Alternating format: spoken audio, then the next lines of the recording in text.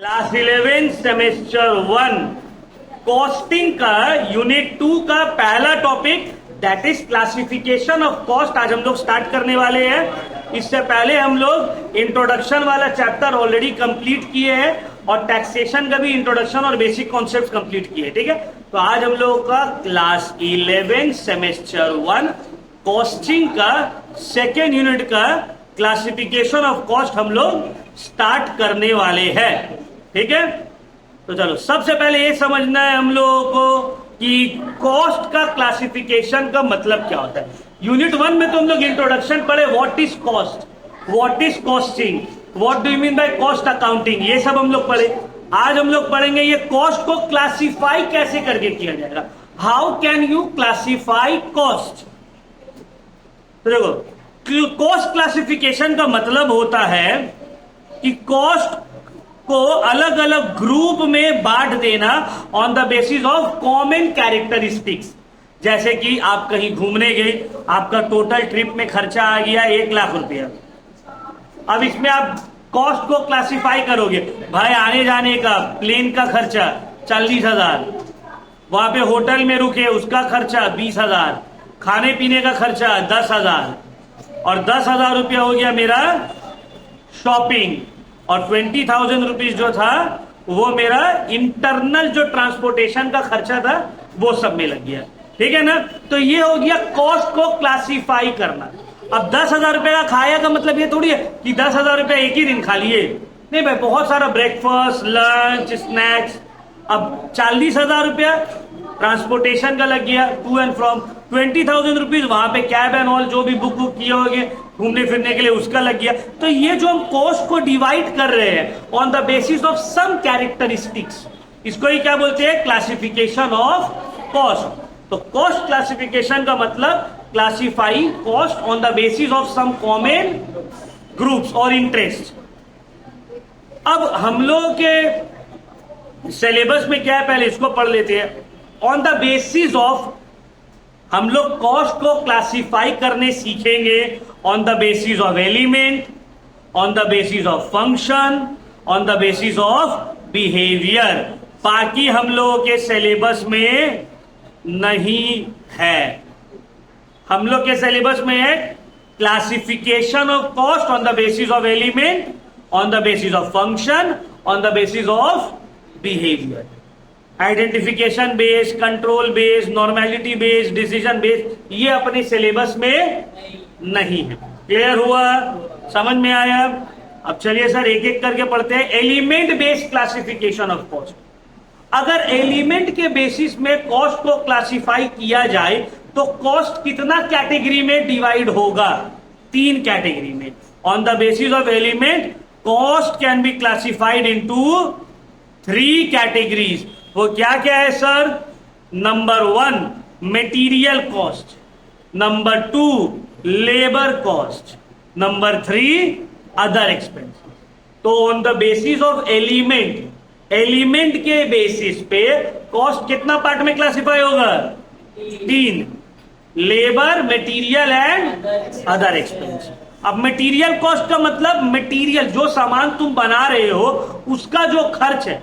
जैसे कि for example मान लो ये वाला पेन बनाया गया, ये पेन बनाने में कुछ तो मटेरियल लगा है, निप लगा है, वुड लगा होगा, लेड लगा होगा, प्लास्टिक लगा होगा, ये सब हो गया उसका मटेरियल। तो कोई भी सामान को बनाने में जो मटेरियल का खर्चा आता है उसको हम लोग बोलते हैं मटेरियल कॉस्ट। अब इसको कोई मजदूर बनाने में हेल्प किया होगा, मजदूर बनाया होगा, बहुत सारे मजदूर लोग मिलकर बनाया होगा, इसका उसका जो खर्च हो गया उसको बोलेंगे लेबर कॉस्ट। जो जगह में बना होगा वहां का भाड़ा दिए होंगे, रेंट दिए होंगे, इलेक्ट्रिक का बिल पे किए होंगे, तो ये सब जो एक्सपेंसेस है ये हो गया अदर, मतलब मटेरियल और लेबर का खर्चा छोड़ के बाकी जितना भी एक्सपेंसेस है वो कहां चले गया? Other expenses. क्लियर हुआ पॉइंट? तो on the basis of element cost can be classified into material cost, labour cost और अदर एक्सपेंसेस। मटेरियल कॉस्ट का भी 2 पार्ट है, एक है डायरेक्ट मटेरियल, दूसरा है इनडायरेक्ट मटेरियल। देखो पहले इसको हम लोग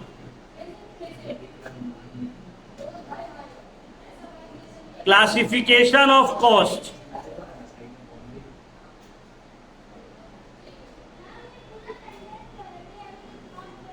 क्लासिफिकेशन ऑफ कॉस्ट। पहला, on the basis of element. तो एलिमेंट के बेसिस पे कॉस्ट को कितना पार्ट में क्लासिफाई करेंगे? मटेरियल, लेबर और फिर अदर एक्सपेंस। ठीक है। अब मटेरियल का मतलब आप लोग को बता दिया, मटेरियल कॉस्ट का मतलब, लेबर कॉस्ट का मतलब आप लोग को बता दिए, और अदर एक्सपेंसेस के मतलब भी आपको बता दिए। अब मटेरियल दो तरह का होता है, एक होता है डायरेक्ट मटेरियल और एक होता है इनडायरेक्ट मटेरियल। डायरेक्ट मटेरियल का मतलब होता है वो मटेरियल जो फिनिश प्रोडक्ट में नजर आता है। ठीक है। जैसे कि अभी हम शर्ट पहन के, ये शर्ट में बटन लगा हुआ है, ये शर्ट में कपड़ा लगा हुआ है, तो ये सब है डायरेक्ट मटेरियल जो कि फिनिश प्रोडक्ट में नजर आ रहा है। बट जब ये शर्ट बना होगा, इसको दुकान में रखने के लिए, बेचने के लिए पैकिंग वैकिंग किया होगा, प्लास्टिक में रखा होगा, कूट वूट में डाला होगा, बॉक्स बॉक्स में, तो वो सब भी तो मटेरियल है। वो सब हो गया इनडायरेक्ट मटेरियल जो फिनिश प्रोडक्ट में नजर, तो वो प्रोडक्ट जो, वो मटेरियल जो फिनिश प्रोडक्ट का पार्ट बनता है, जिसके बिना प्रोड्यूस करना पॉसिबल ही नहीं है, वो हो गया डायरेक्ट मटेरियल। और वो मटेरियल जो फिनिश प्रोडक्ट का पार्ट नहीं बनता है, उसको बोलते हैं इनडायरेक्ट मटेरियल। अब डायरेक्ट मटेरियल का मतलब हो गया all materials purchase for production. अच्छा, प्राइमरी पैकिंग मटेरियल भी डायरेक्ट मटेरियल में आता है। जनरली जो पैकिंग मटेरियल, जैसे ये शर्ट प्लास्टिक में रख कर बेच रहे हैं, प्लास्टिक में डालकर बेच रहे हैं, तो प्लास्टिक तो सेकेंडरी पैकिंग मटेरियल है। मतलब क्या, बिना प्लास्टिक का शर्ट नहीं बनेगा क्या? बिना प्लास्टिक का शर्ट नहीं बिकेगा क्या? बिकेगा। लेकिन कुछ प्रोडक्ट ऐसे हैं जो बिना पैकिंग का नहीं बिकेगा। जैसे कि दूध बेच रहा है कोई, तो दूध तो कोई हाथ में नहीं बेचेगा, उसके लिए प्लास्टिक या कंटेनर रखना जरूरी है। तो ये हो गया प्राइमरी पैकेजिंग। ये मटेरियल का, डायरेक्ट मटेरियल का पार्ट बन जाएगा। ठीक है ना। कोल्ड ड्रिंक बेच रहे हो, तो कोल्ड ड्रिंक में बोतल में ही बेचने होगा भाई, हाथ में तो बिकेगा नहीं, है ना। बोतल में बेचो, ग्लास में बेचो, तो ये सब हो गया प्राइमरी पैकेजिंग मटेरियल। चाबी लाना आज भूल गए।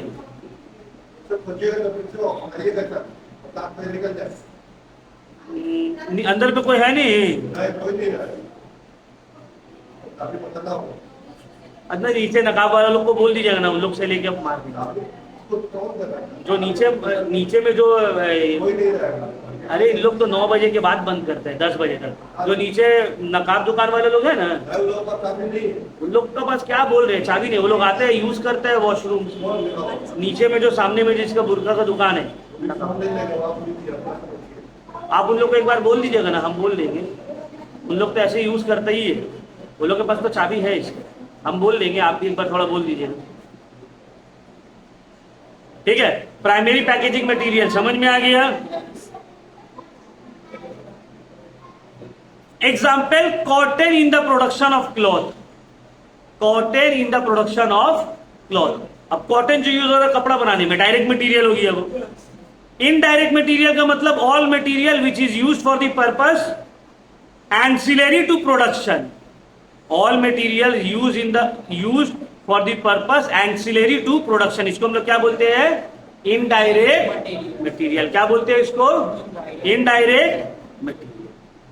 एग्जाम्पल इसको हो गया ऑयल, ग्रीस। जैसे कि अब देखो, मशीन में कपड़ा सिलाई हो रहा है, अब मशीन में जो सिलाई मशीन है उसमें ऑयल यूज हो रहा है, ग्रीस यूज हो रहा है। जो मशीन में सामान तैयार हो रहा है उसमें ऑयल, ग्रीस यूज हो रहा है। ठीक है। तो ये सब हो गया इनडायरेक्ट मटेरियल। नौशाद, मैम से पूछते हो तो कि मैम आपका ये रूम का चाबी आप लाए है क्या? हम आप जो क्लास लेंगे, सर पूछ रहे, बोलो सर पूछ रहे। ठीक है। नेक्स्ट है लेबर कॉस्ट। लेबर कॉस्ट जैसे हम बताए, जो भी आपका गुड्स बनाने में हेल्प कर रहा है उसको हम लोग क्या बोलते हैं? लेबर। यहाँ कोचिंग का अब बोला ना कि आज जाने के टाइम सर को देरी की जाने, सर आज भूल गए थे।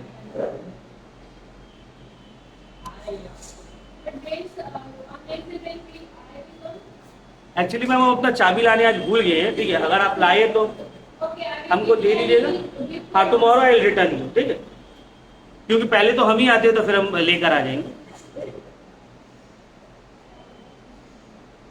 ठीक है। तो लेबर कॉस्ट का मतलब समझ में आया? लेबर कॉस्ट का मतलब होता है the cost of labour, human effort, जो काम कर रहे हैं गुड्स को बनाने में, that is termed as labour cost. अब लेबर कॉस्ट भी दो तरह का होता है, direct and indirect. Labour cost भी दो तरह का होता है, that is direct and indirect.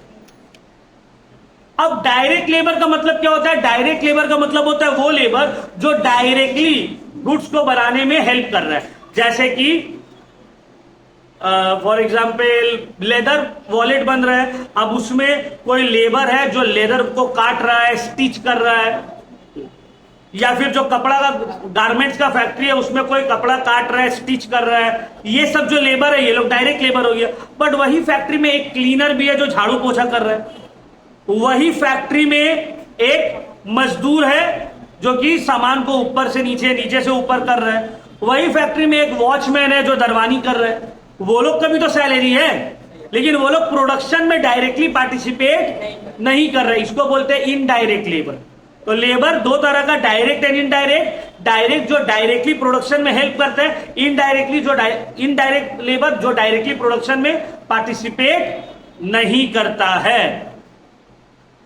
फिर आते हैं अदर एक्सपेंसेस। अदर एक्सपेंसेस का मतलब apart from labour and material, labour और मटेरियल को छोड़कर जितना भी खर्चा है वो सब कहां चले जाएगा?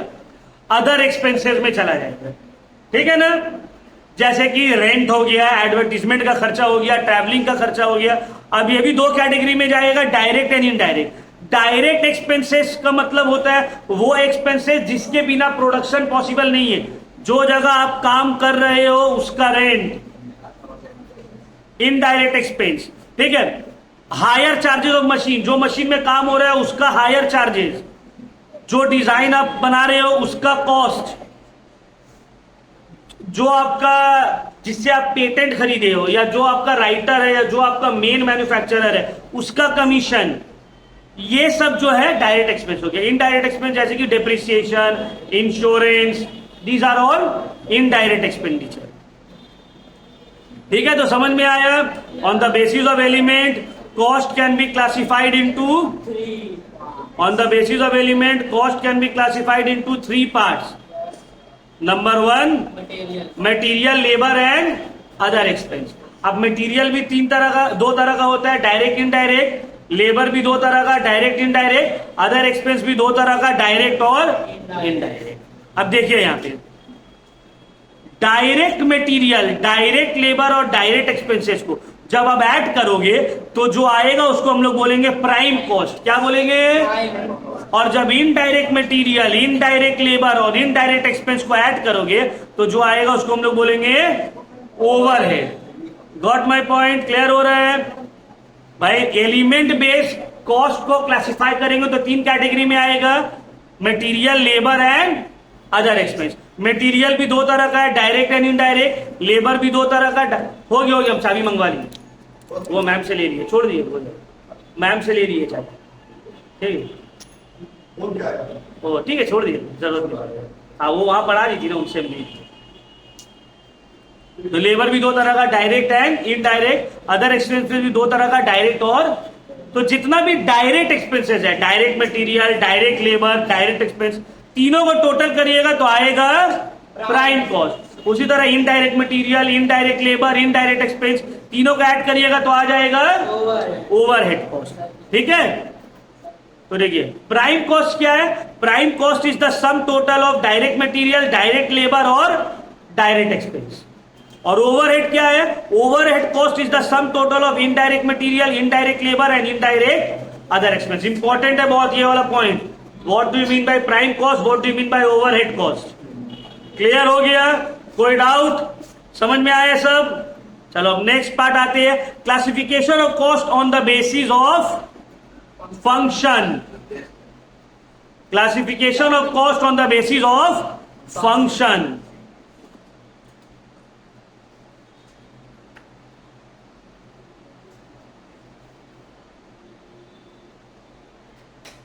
देखो, on the basis of function, function के बेसिस में कॉस्ट को कितना पार्ट में क्लासिफाई किया जा सकता है? 5।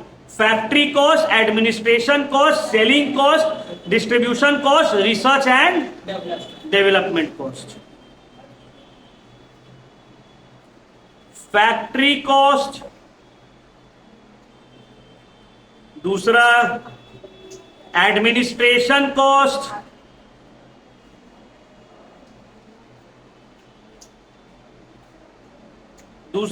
तीसरा selling cost, distribution cost,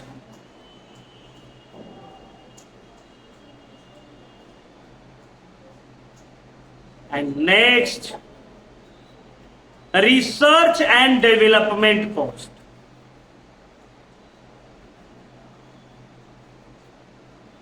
research and development cost.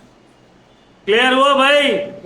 तो on the basis of function cost can be classified into 5 categories. कौन कौन सा 5 कैटेगरी है? Factory cost, administration cost, selling cost, distribution cost, research and development cost.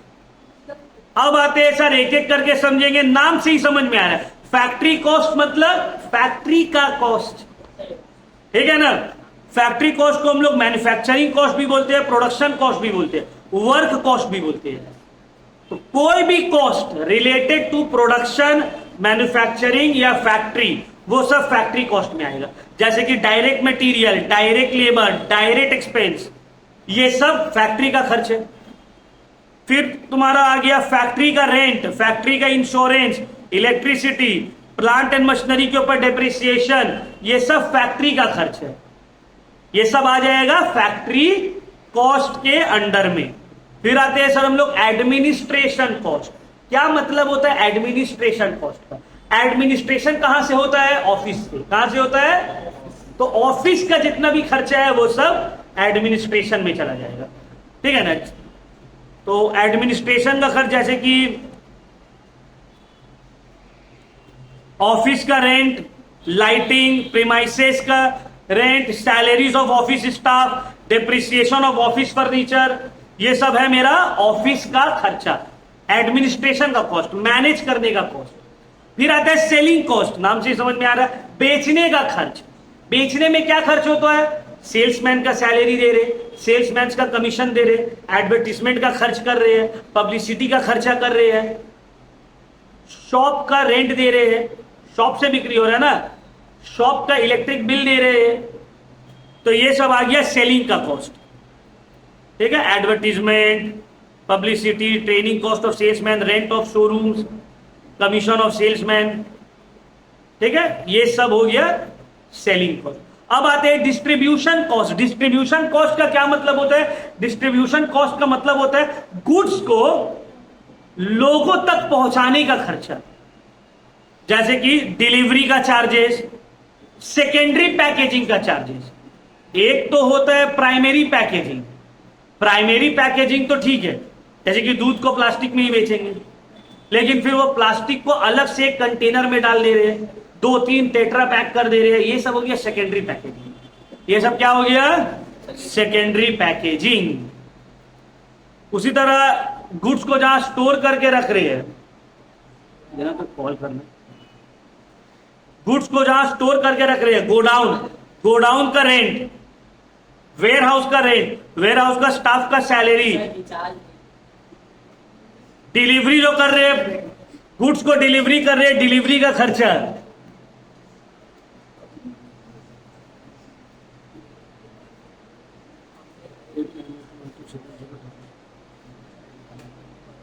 ठीक है ना? ये सब क्या हो गया? मेरा डिलीवरी का खर्चा है।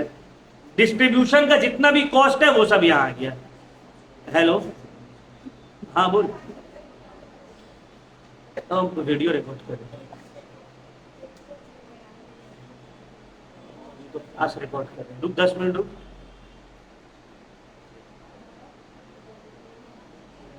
हाँ ठीक है, 10 मिनट।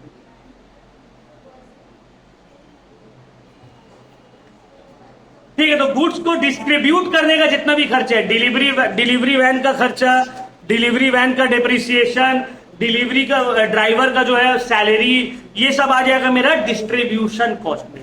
फिर आते हैं रिसर्च एंड डेवलपमेंट का कॉस्ट। अब देखो जो बड़ा बड़ा कंपनी है वो लोग तो रिसर्च करते हैं, प्रोडक्ट में और क्या ऐड कर सकते हैं, क्या अच्छा बना सकते हैं, इसमें क्या इंप्रूव किया जा सकता है, इसको हम लोग क्या बोलते हैं, डेवलपमेंट और रिसर्च का कॉस्ट। जैसे कि लेबोरेटरी का खर्चा, लेबोरेटरी का एक्सपेंसेस, प्लांट का expenses, salary of research staff, cost of research materials use for research, ये सब आ गया मेरा रिसर्च एंड डेवलपमेंट का खर्चा। समझ में आया? तो on the basis of function cost can be classified into 5 categories. क्या हुआ? Factory, administration, selling, distribution and research and development. Clear हुआ? समझ में आया? नेक्स्ट आते हैं लास्ट, जो कि है on the basis of behaviour.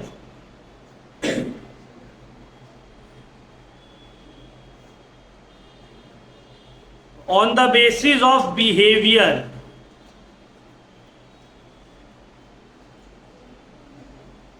Cost को क्लासिफाई किया जाएगा 3 कैटेगरी में।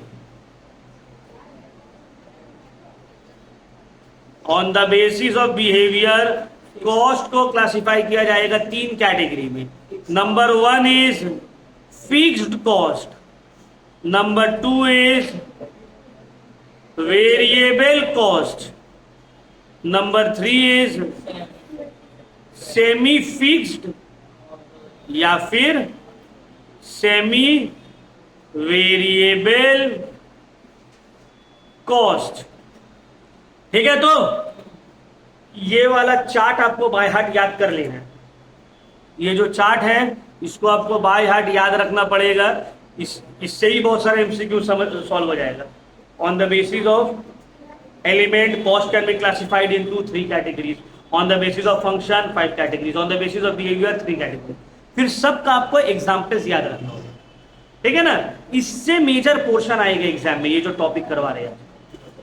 अब भगा देंगे बाबू क्लास से, कंटिन्यूसली डिस्टर्ब कर रहे हैं। On the basis of behaviour cost को कितना पार्ट में क्लासिफाई करेंगे? 3, fixed cost, variable cost and semi fixed और सेमी वेरिएबल कॉस्ट। अब आते एक एक करके, सर फिक्स्ड कॉस्ट का क्या मतलब है, वेरिएबल कॉस्ट का क्या मतलब है, सेमी फिक्स्ड और सेमी वेरिएबल कॉस्ट का क्या मतलब है? देखो, फिक्स्ड कॉस्ट का मतलब होता है, fixed cost refers to those cost which remains fixed up to a certain level of production.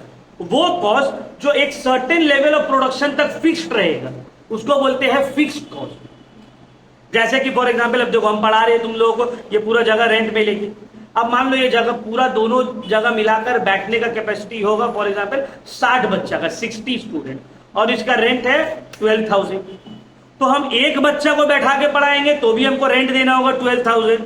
हम 50 बच्चों को बैठा के पढ़ाएंगे तो भी 12,000 रेंट देना होगा। हम 20 बच्चों को बैठा के पढ़ाएंगे तो भी 12,000 रेंट देना होगा।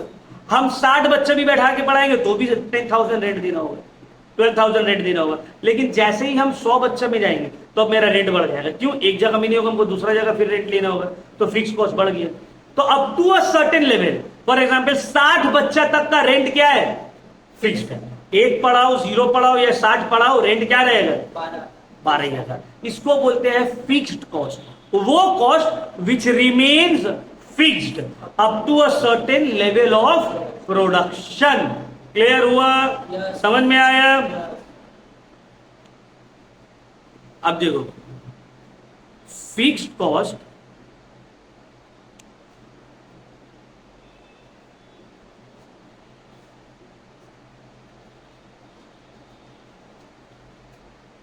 दो तरह का है। Number 1 total fixed cost, total fixed cost. Total fixed cost की डेफिनेशन अभी हम बोले, total fixed cost remains fixed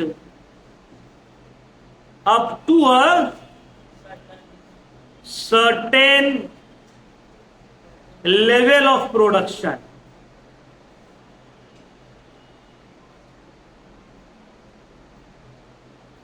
दूसरा आता है fixed cost per unit, fixed cost per unit या यूनिट फिक्स्ड, ये होगा, या इसको हम लोग एवरेज फिक्स्ड कॉस्ट भी बोलते हैं, ठीक है।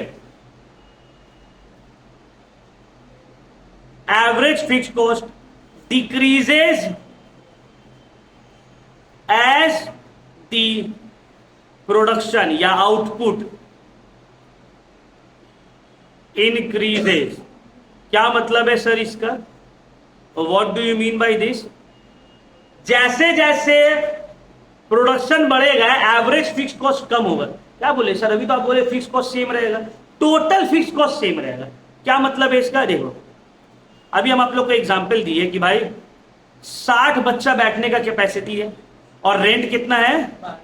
रेंट है 12,000। मान लीजिए हम एक बच्चा को बैठा रहे, कितना स्टूडेंट है? स्टूडेंट है एक, तो एक बच्चे के ऊपर हमको कितना देना पड़ रहा है? 12,000। लेकिन स्टूडेंट बढ़ के हो गया 1 से 10, कितना हो गया?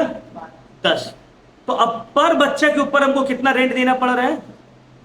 1200। कैसे आया? Total fix cost divided by number of student.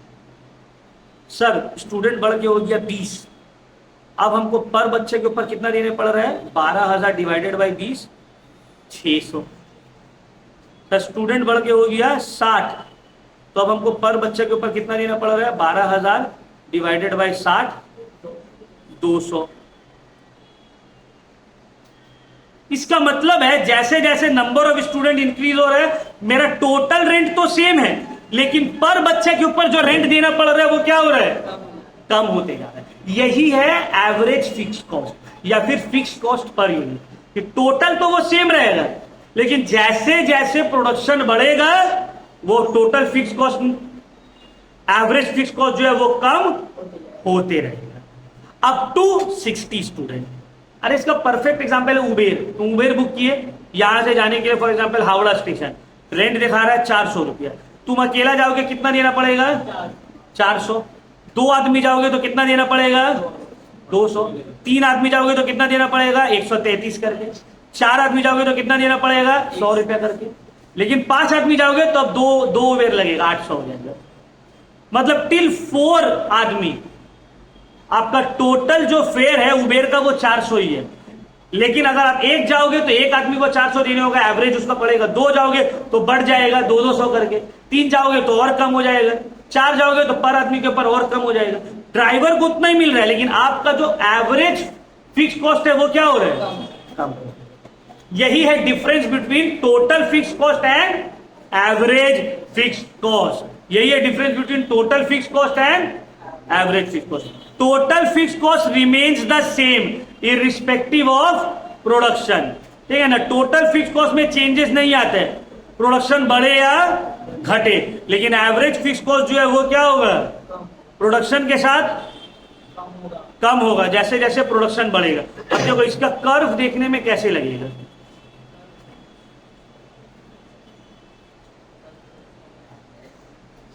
ये मान लो है तुम्हारा, यहां पे है आउटपुट, प्रोडक्शन यहां पे शो हो रहा है, और यहां पे है कॉस्ट। तो फिक्स कॉस्ट कितना है? ऐसे सेम एकदम स्ट्रेट।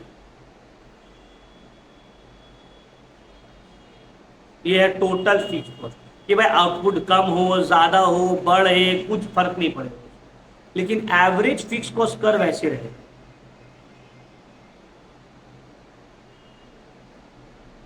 मतलब जैसे जैसे प्रोडक्शन बढ़ रहा है एवरेज फिक्स कॉस्ट कर्व घट रहा है, मतलब कॉस्ट क्या हो रहा है? कम हो रहा है। क्लियर हुआ? समझ में आया तो पूरा ये वाला सबको? फिक्स कॉस्ट पूरा क्लियर हो गया। नेक्स्ट हम लोग आते हैं वेरिएबल कॉस्ट में। Next is variable cost. Now variable cost का क्या मतलब है? What do you mean by variable cost? What do you mean by variable cost? बताओ वेरिएबल कॉस्ट का मतलब, बोलो। लास्ट क्लास अटेंड की थी ना, खड़ा होके बोलो। वेरिएबल कॉस्ट वो होता है जो प्राइस अगर बढ़े तो वो क्वांटिटी भी बढ़ता है। प्राइस बढ़ेगा क्वांटिटी भी बढ़ेगा, ये वेरिएबल कॉस्ट है। क्या होगा मुझसे? वेरिएबल कॉस्ट का मतलब, वेरिएबल कॉस्ट का मतलब होता है कि जैसे जैसे क्वांटिटी बढ़ेगा वैसे वैसे प्राइस बढ़ेगा, और जैसे जैसे क्वांटिटी घटेगा वैसे वैसे price. Variable cost refers to those cost. तुम बात कर रही थी, हमको लगा तुम पूरा समझ गए हो सॉलिड टाइप में, इसीलिए बोला थोड़ा पूछ ले। वेरिएबल कॉस्ट का मतलब होता है the cost which increases with increase in output and decreases with decrease in output. ठीक है, जैसे कि फॉर एग्जाम्पल अभी यहां पे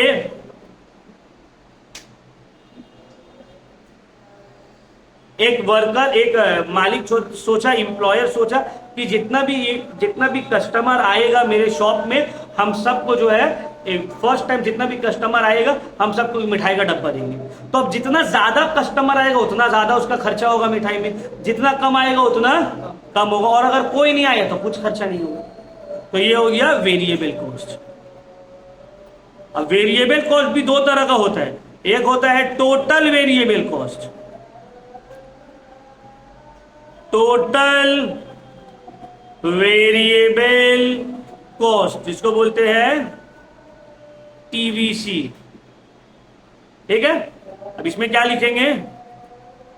total variable cost increases with increase with increase in output and decreases with decrease in output। मतलब output बढ़ रहा है तो ये भी बढ़ेगा, आउटपुट घट रहा है तो ये भी घटेगा, आउटपुट जीरो है तो ये भी जीरो हो जाएगा। फिर आता है एवरेज वेरिएबल कॉस्ट या फिर variable cost per unit, average variable cost या फिर वेरिएबल कॉस्ट पर यूनिट। अब इसका क्या निकलेंगे sir? Average variable cost remains the same irrespective of increase और decrease in output। average variable cost remains the same irrespective of change in output। अब क्या मतलब है इसका? देखो,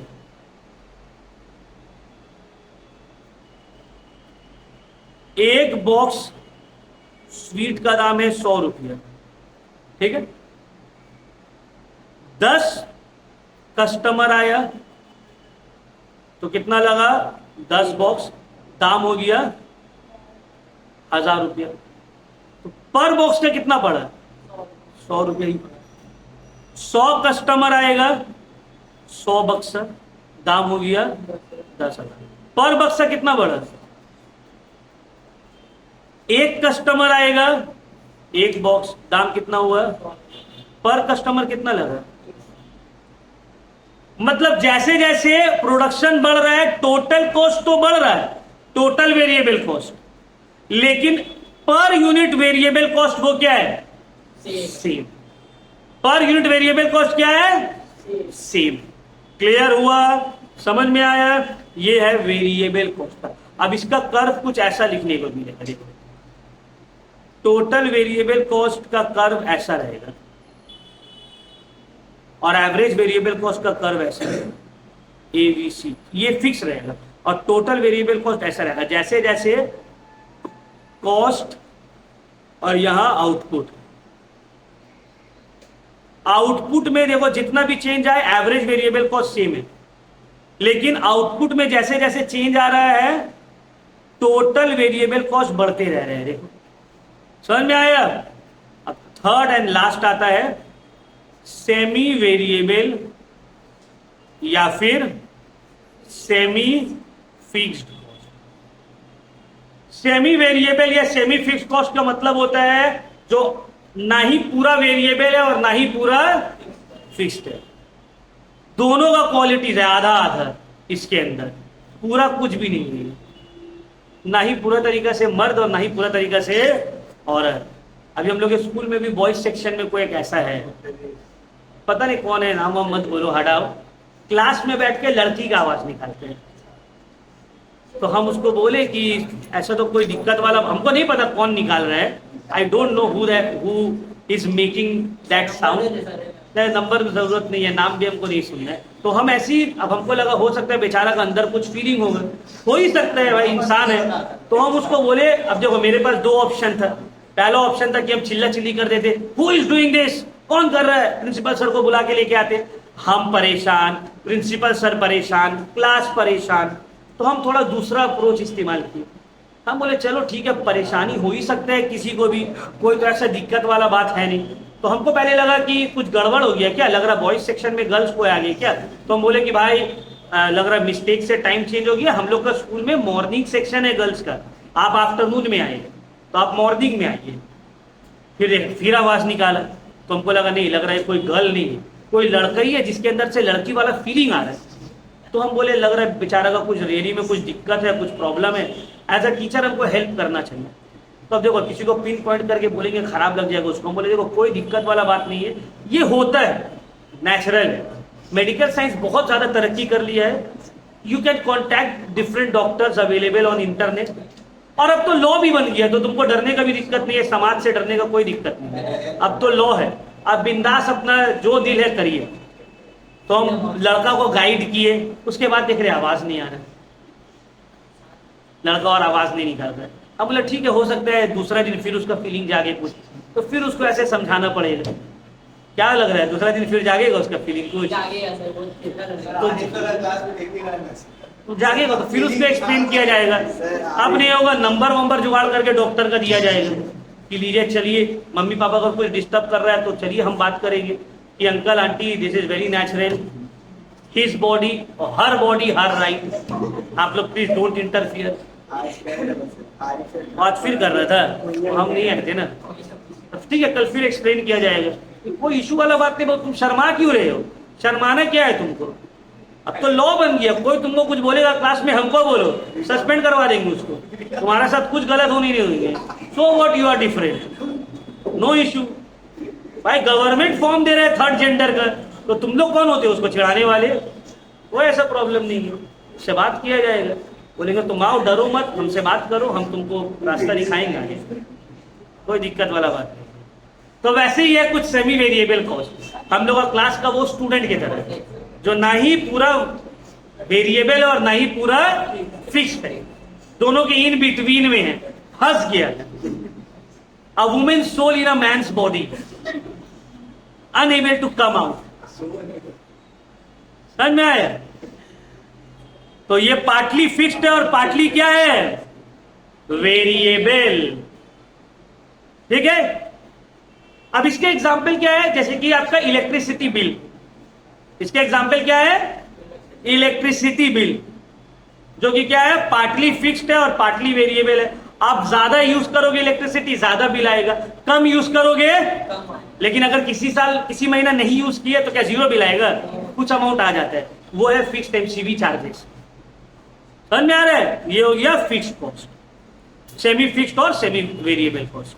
अब इसका ग्राफ कुछ दिखने में ऐसा लगता है, देखो ये पहले वेरिएबल कॉस्ट के फिक्स कॉस्ट के तरह सीधा रहेगा, फिर वेरिएबल कॉस्ट के तरह बढ़ जाएगा, फिर ये फिक्स कॉस्ट के तरह सीधा रहेगा, फिर ये वेरिएबल कॉस्ट के तरह बढ़ जाएगा, फिर ये फिक्स कॉस्ट के तरह सीधा रहेगा, फिर ये वेरिएबल कॉस्ट के तरह बढ़ जाएगा, ऐसे होगा। मतलब वो स्टूडेंट के साथ भी ऐसे हो रहा है, कभी कभी वो लड़का की आवाज में बोल रहा है, कभी वो लड़की की आवाज में बोलने लग रहा है, फिर वो लड़का की आवाज में बोल रहा है, फिर वो लड़की की आवाज निकालने लग जा रहा है। हेल्प करना चाहिए, आई विल हेल्प और हर, कल फिर जाके हम गाइड करेंगे, अगर वो आया और ऐसा कुछ मेरा क्लास में किया तो हम फिर गाइड करेंगे, ठीक है। ये समझ में आ गया, ये है कर्व ऑफ सेमी फिक्स्ड और सेमी वेरिएबल कॉस्ट। क्लियर हुआ? समझ में आया? तो यहां तक आज हम लोग रखते हैं। Next class we will continue from methods of segregation, मतलब सेमी फिक्स्ड और सेमी वेरिएबल कॉस्ट को अलग कैसे किया जाए, वो बच्चा का मेल वाला बॉडी से फीमेल सोल को कैसे अलग किया जाए, वो हम लोग नेक्स्ट क्लास में सीखेंगे। ठीक है? तब तक वो बच्चा से फिर मेरा 1-2 कांटेक्ट हो जाएगा, तो हम लोग आप लोग को हम और आगे के इंफॉर्मेशन भी दे सकेंगे कि क्या मैटर है, कुछ मतलब घर वर में बात हुआ कि नहीं हुआ, घर वालों लोग रेडी है या नहीं है। नहीं तो बहुत सारे एनजीओ है, लोग अडॉप्ट कर लेगा, कोई दिक्कत नहीं, क्या प्रॉब्लम। में छोड़ दे। Methods of segregating semi variable cost into fixed and variable, next class होगा ये। ठीक, कोई डाउट?